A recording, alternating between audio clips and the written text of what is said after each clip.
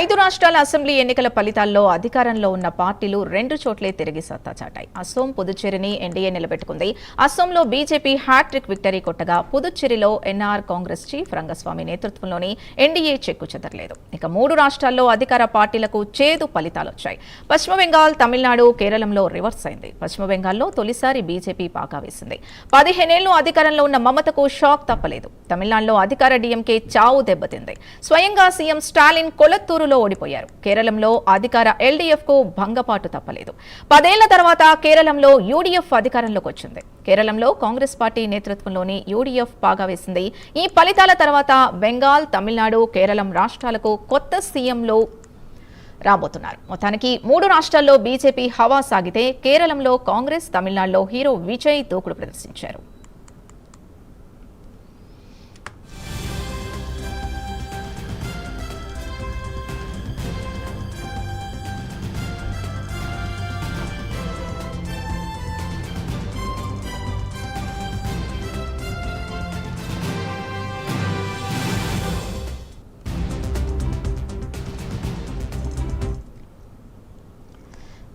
ఐదు రాష్ట్రాల ఎన్నికల రిజల్ట్స్ అప్డేట్స్ కి సంబంధించి పూర్తి డీటెయిల్స్ ఎడిటర్ రాజు అందిస్తారు. రాజు.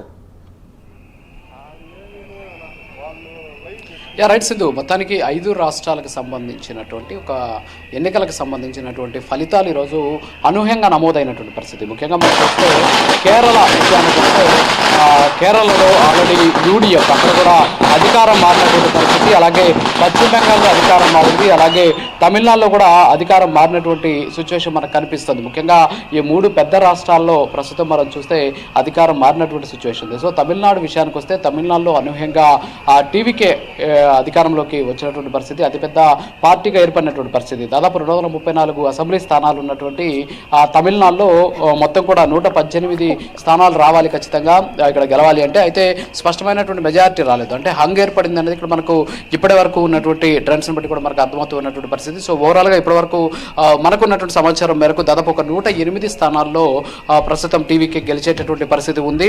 అందులో ఇప్పటికే 33 స్థానాల్లో ఆల్రెడీ ఆ పార్టీకి సంబంధించినటువంటి అభ్యర్థులు గెలుపొందినటువంటి పరిస్థితి. సో దీంతో పాటు మనం చూస్తే లీడింగ్ లో ఉన్నటువంటి నియోజకవర్గాల సంఖ్య కానీ మనం కానీ చూస్తే ఒక 75 నియోజకవర్గాల్లో ప్రస్తుతానికి టీవీకేకి సంబంధించినటువంటి అభ్యర్థులు ముందంజలో ఉన్నారు. సో ఓవరాల్గా ఒక 108 స్థానాలు, ఒకటి అటు ఇటు కావచ్చు. సో 108 స్థానాలు అయితే ప్రస్తుతానికి టీవీకే విజయడంగా మోగిస్తూ ఉన్నటువంటి సిచ్యువేషన్ కనిపిస్తుంది. ఇక డిఎంకే విషయానికి వస్తే డిఎంకే 61 స్థానాలకి పరిమితమైంది. తొలుత అసలు 3వ స్థానానికి పడిపోయినటువంటి పరిస్థితి, అయితే ఆ తర్వాత కొంచెం పుంజుకున్నటువంటి పరిస్థితి. ప్రస్తుతం 61 స్థానాలు డిఎంకే కైవసం చేసుకునే అవకాశం ఉన్నాయి. ఇందులో 14 స్థానాలు ఇప్పటికే అంటే గెలుపొందినటువంటి పరిస్థితి. మరొక 47 స్థానాలు ఆ పార్టీకి సంబంధించినటువంటి అభ్యర్థులు ప్రస్తుతం అంటే లీడింగ్ లో ఉన్నటువంటి సిచ్యువేషన్ మనకు కనిపిస్తోంది. దీంతో పాటు ఆల్ ఇండియా అంటే అన్నా డిఎంకే విషయానికి వస్తే ఒక 44 స్థానాల్లో ఆ పార్టీకి సంబంధించిన అభ్యర్థులు గెలుపొందిన అవకాశం ఉన్నాయి. ఒక 12 స్థానాలు ఇప్పటికే గెలిచారు, మరొక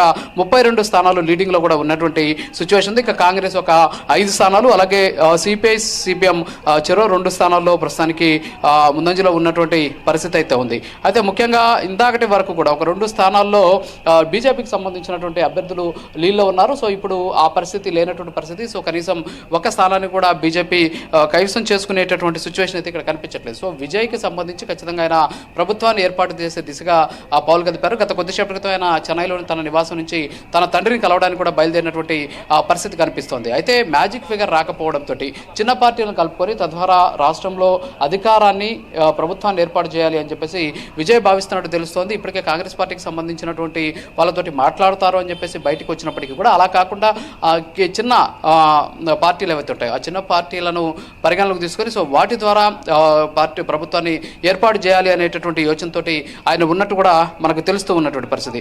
ఇక వెస్ట్ బెంగాల్ విషయానికి వస్తే మమతా బెనర్జీకి ఒక పెద్ద షాక్ అని చెప్పుకోవచ్చు. ఎందుకంటే అసలు ఊహించినటువంటి ఫలితాలు అక్కడ వచ్చాయి. అంటే నువ్వా నేనా అన్నట్టు ఉంటుంది, నెక్ టు నెక్ ఫైట్ ఉంటుందని చెప్పేసి అందరూ కూడా భావించినప్పటికీ కూడా అక్కడ బీజేపీ దాదాపు 204 స్థానాలు, అంటే మొత్తం 294 స్థానాల్లో ఒకటి ఇంకా కూడా మనకు అంటే కౌంటింగ్ జరగాల్సి ఉంది. సో దాన్ని ఆపారు. సో 293 స్థానాలకు సంబంధించి మాత్రమే ఇప్పుడు కౌంటింగ్ జరిగింది. సో ఒక నియోజకవర్గానికి మళ్ళీ రీపోలింగ్ ఉంటుంది. సో 293 నియోజకవర్గం 148 స్థానాలు ఖచ్చితంగా గెలవాలి, అంటే అది మ్యాజిక్ ఫిగర్. మరి అలాంటి సందర్భంలో దాదాపు 204 స్థానాలు స్థానాల్లో బీజేపీ ఆధిక్యంలో ఉన్నటువంటి పరిస్థితి. 152 స్థానాల్లో లీడింగ్లో ఉంది. ఇప్పటికే 52 స్థానాలు ప్రకటించినటువంటి పరిస్థితి. అయితే తృణమూల్ కాంగ్రెస్ మాత్రం తృణమూల్ కాంగ్రెస్ విషయానికి వస్తే 83 స్థానాల్లో మొత్తం వాళ్ళు కైవసం చేసుకునేటటువంటి అవకాశాలు ఉన్నాయి. అందులో 62 స్థానాల్లో లీడింగ్లో ఉంది. ఒక 21 స్థానాలు మాత్రమే ఇప్పటికే అక్కడ ఇప్పటికే ప్రకటించినటువంటి పరిస్థితి. ఇక కాంగ్రెస్ ఒక 2 స్థానాలు, అలాగే ఆమ్ జనతా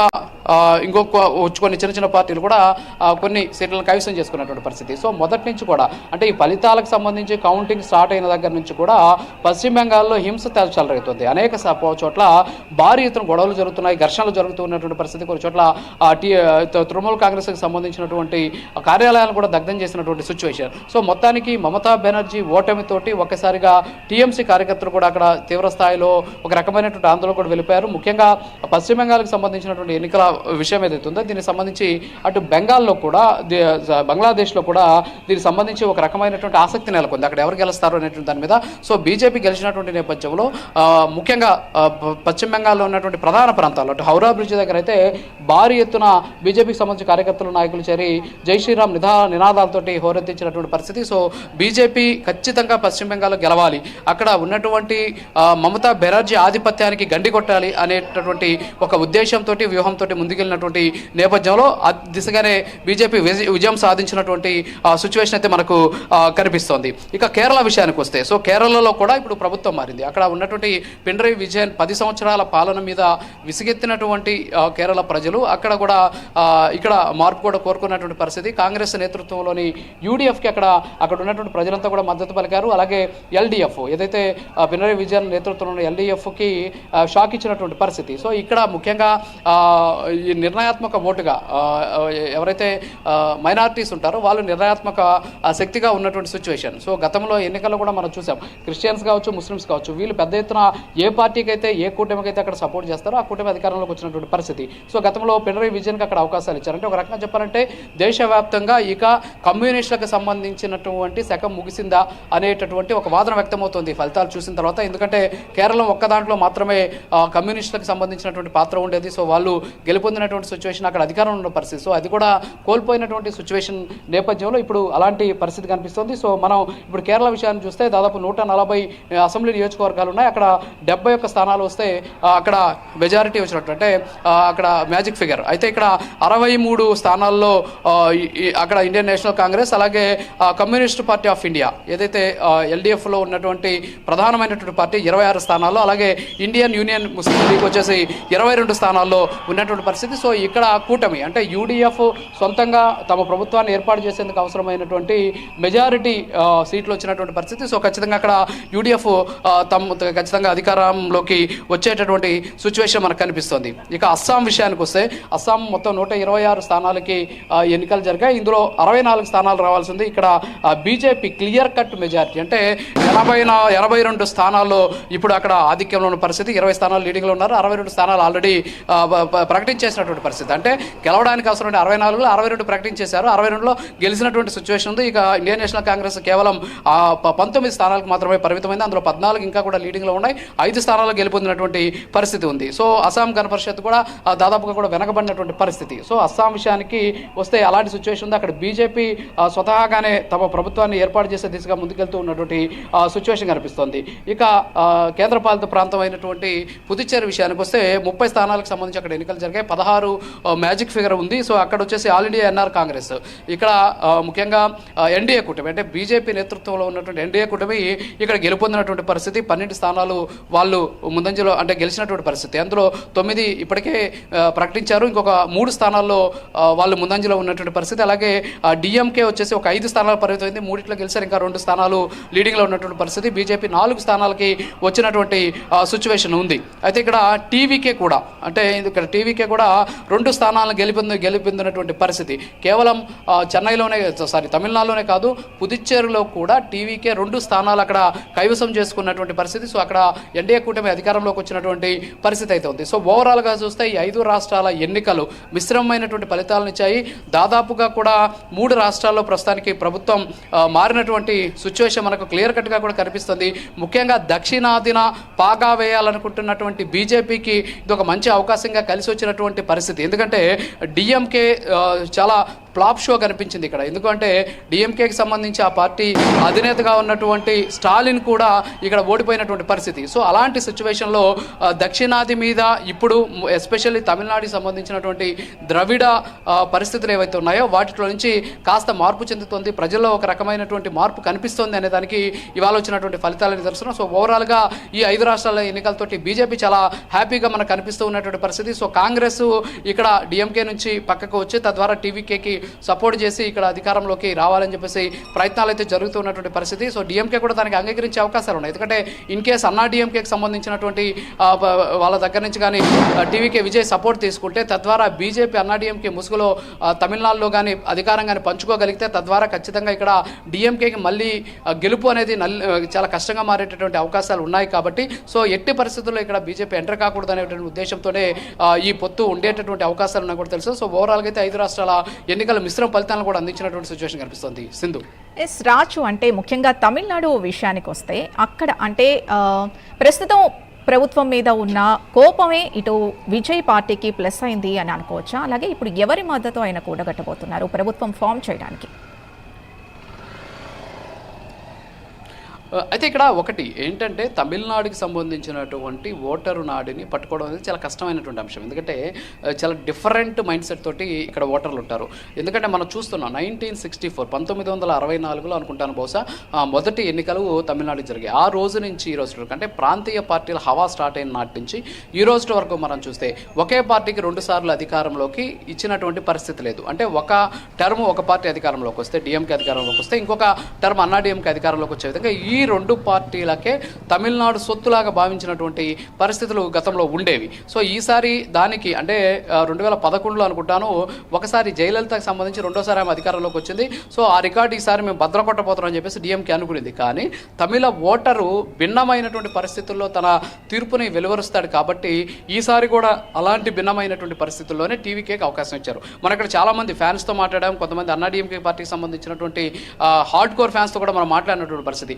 విజయ్ ఏదో చేస్తారన్నాడు, ఒకసారి అవకాశం ఇస్తే బాగుంటుంది అనేటటువంటి ఉద్దేశం ఒక పక్క. ఇక అన్నా డిఎంకేకి జయలలిత చచ్చిపోయిన తర్వాత దాన్ని నడిపించేటటువంటి సరైనటువంటి నాయకుడు లేకపోవడం. ఎందుకంటే ఎడప్పాడి పళనిస్వామి ఉన్నప్పటికీ కూడా ఆ పార్టీలో ఉన్నటువంటి గతంలో ముఖ్యమంత్రిగా పనిచేసిన పన్నీర్ సెల్వం కావచ్చు, అలాగే ఆ పార్టీలో జయలలితకి సపోర్టింగ్గా ఉంటూ వచ్చినటువంటి శశికళ కావచ్చు, అలాగే టీటీవీ దినకరన్ కావచ్చు. సో వీళ్ళంతా కూడా పక్కకి వెళ్ళిపోయినటువంటి పరిస్థితి. సో ఈ నేపథ్యంలోనే అన్నా డిఎంకే తెలియకుండానే వీక్ అయిపోయినటువంటి సిచ్యువేషన్. అయితే ఇప్పుడు బీజేపీ తోటి జట్టు కట్టడం వల్ల బీజేపీకి సీట్లు ఇక్కడ ఒకటి కూడా గెలవకపోయినప్పటికీ కూడా అన్నా డిఎంకే ఒక గౌరవప్రదమైనటువంటి స్థానంలో నిలిచేటటువంటి ప్రయత్నం అయితే జరిగిందని తెలుస్తుంది. కానీ ఇక్కడ ప్రభుత్వ వ్యతిరేకత ఏ స్థాయిలో ఉంది అనడానికి మన ఎన్నికలు జరిగిన రోజే మనకు స్పష్టంగా తెలిసింది. ఎందుకంటే 80% పైగా ఓటింగ్ నమోదు అయినటువంటి నేపథ్యంలో ఖచ్చితంగా ఇక్కడ ప్రభుత్వ వ్యతిరేకత ఏ స్థాయిలో ఉందని తెలిసింది. అయితే ఈ ప్రభుత్వ వ్యతిరేక ఓటు టీవీకే వల్ల చీలిపోవడం వల్ల మళ్ళీ డిఎంకే అధికారంలోకి అగైన్ వస్తుందనేసి అందరూ కూడా భావించినటువంటి పరిస్థితి. ఇక్కడ కేవలం ప్రభుత్వ వ్యతిరేక ఓటు మాత్రమే కాదు, ఇక్కడ ప్రత్యామ్నాయ రాజకీయాలు కోరుకుంటున్నటువంటి తమిళ ఓటర్ అన్నా డిఎంకే ఓట్లు కూడా సాంప్రదాయ ఓట్లు కూడా టీవీకే విజయ్కే పడ్డాయి అనేది ఇక్కడ మనకు స్పష్టంగా తెలుస్తుంది. అంతేకాకుండా ఆయన ఇచ్చినటువంటి అనేక రకాలైన హామీలు కావచ్చు. అంటే తొలుత పోస్టల్ బ్యాలెట్ ఇక్కడ రిలీజ్ చేసి అప్పుడు కౌంటింగ్ చేసినటువంటి సందర్భంలో అక్కడ కూడా క్లియర్ కట్ మెజారిటీ వచ్చింది టీవీకే. ఎందుకు వచ్చింది అంటే ప్రభుత్వానికి సంబంధించినటువంటి ఉద్యోగుల విషయంలో అనేక రకాలైనటువంటి హామీలను ఆయన ఇచ్చినటువంటి పరిస్థితి. సో ఇవన్నీ కూడా వర్కౌట్ అయ్యాయి. అలాగే మహిళల భద్రత ఇక్కడ ఎస్పెషల్లీ తమిళనాడులో మహిళల భద్రత మీద ఆందోళన చెందుతూ ఉన్నటువంటి సందర్భంలో దానికి భరోసా ఇచ్చే ప్రయత్నం విజయ్ చేశారు. కాబట్టి సో అదొక కారణం. దీంతో పాటు ఆయన మేనిఫెస్టోలో పెట్టినటువంటి అంశాలు ఇవన్నీ కూడా పక్కన పెట్టేస్తే జంజీ ప్రభావం అనేది ఇక్కడ చాలా స్పష్టంగా కనిపించింది. ఎందుకంటే మనం నేపాల్లో చూసాం. సో జంజీ అక్కడ ఏ విధంగా ప్రభావవంతంగా పనిచేసిందో చూసాం. సో అలాంటి సిచ్యువేషన్ ఇక్కడ కూడా కనిపించింది. దాదాపుగా కూడా 14 లక్షలకు పైచులకు తొలిసారి ఓటర్లు తమ ఓటు హక్కును వినియోగించుకున్నటువంటి సిచ్యువేషన్. సో ఇదంతా కూడా జంజీ ప్రభావం ఎక్కువగా ఉంది అనేది కూడా ఈ ఎన్నికల ద్వారా మనకు తెలిసినటువంటి పరిస్థితి. సో ఈ ఎన్నికల ద్వారా ఇంకొక విషయం ఏంటంటే కేవలము పార్టీలన్నీ ఏకమయ్యి పొత్తు పెట్టుకోవడం, అంతేకాకుండా కూటమిగా ఏర్పడడం వల్ల గెలుపు సాధ్యం కాదు. అక్కడ ఉన్నటువంటి నాయకుడి మీద ప్రజలకు నమ్మకం ఉండాలి అనేటటువంటి అంశాన్ని కూడా ఈ ఫలితాలు మనకు స్పష్టం చేసినటువంటి పరిస్థితి. సో ఇవన్నీ కూడా కలిసి విజయ్కి ఒకసారి అవకాశం కల్పించాలి. ఇంకోటి ఏంటి అంటే ముఖ్యంగా తమిళనాడుకి సంబంధించి ఇప్పటివరకు కూడా సినిమా బ్యాక్గ్రౌండ్ ఉన్నటువంటి వాళ్ళే రాజకీయ నాయకులుగా ఉన్నటువంటి పరిస్థితి. మనం అన్నాదురై దగ్గర నుంచి చూసుకుంటే ఎంజీఆర్ కావచ్చు, తర్వాత జయలలిత కావచ్చు, అలాగే కరుణానిధి కావచ్చు, మొన్నటువంటి ఎంకే స్టాలిన్, ఉదయనిధి స్టాలిన్. సో వీళ్ళంతా కూడా సినీ బ్యాక్గ్రౌండ్తో ఉన్నటువంటి నాయకులు. సో ఆ దిశగానే విజయ్ కూడా ఆ నేపథ్యం నుంచి వచ్చాడు. కాబట్టి సో ఇక్కడ ఉన్నటువంటి ప్రజల అవకాశాన్ని కల్పించినటువంటి పరిస్థితి. సో ఓవరాల్గా అయితే ఇన్ని అంశాలన్నీ కూడా కలిసి వచ్చి ఈరోజు విజయ్ ఇక్కడ అధికారంలోకి వచ్చేటటువంటి సిచ్యువేషన్ అయితే కనిపిస్తోంది. Sindhu. Right Raju, thank you for the updates.